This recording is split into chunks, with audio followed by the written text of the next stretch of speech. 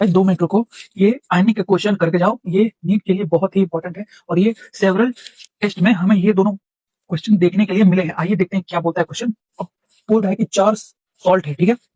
अब और चारों का केएसपी वैल्यू गिवन है। अब बोल रहा है कि इन चारों में से सॉल्युबिलिटी किसका मैक्सिमम होगा।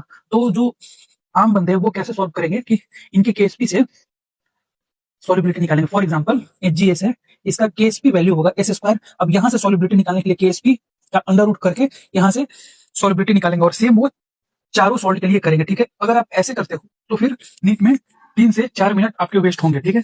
मैं आपको बताता हूं कि हमेशा इस टाइप के क्वेश्चन जो आएंगे केवल 2 केस आएंगे।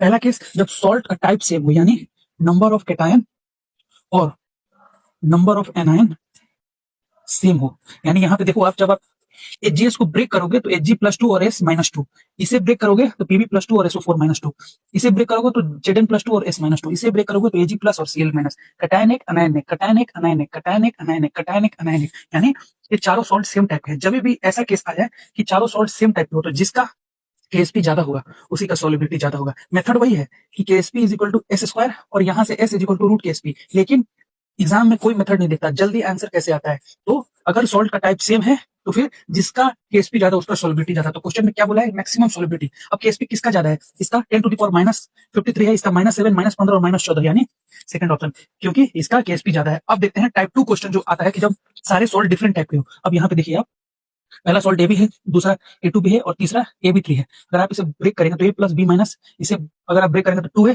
प्लस B-2, इसे ब्रेक अगर करेंगे आप तो A+3 और 3B-, यानी एक कैटायन एक अनायन, दो कैटायन एक अनायन, एक कैटायन 3 अनायन। यानी इस तीनों सॉल्ट में number of cation and number of anion different है, यानी ये तीनों सॉल्ट डिफरेंट टाइप हैं। जब ऐसा केस हो तब फिर आपको मेथड से ही जाना पड़ेगा। यानी आप जब AB के लिए केएसपी वैल्यू लिखिएगा तो आएगा एस स्क्वायर। अब यहां से सॉल्युबिलिटी निकालिएगा तो आएगा रूट केएसपी। अब यहां से आपको इन तीनों सॉल्ट का सॉल्युबिलिटी निकाल के और फिर कंपेयर करके आंसर मैच कराना पड़ेगा। ये आपके लिए होमवर्क है, करके देखिएगा। लेकिन याद रखिएगा, जब भी अगर आपको सेम टाइप के सॉल्ट मिल जाए तो मेथड से जाकर के टाइम वेस्ट मत कीजिएगा, आप सीधे देखिएगा कि जिसका केएसपी ज्यादा उसका सॉल्युबिलिटी ज्यादा। Thank you.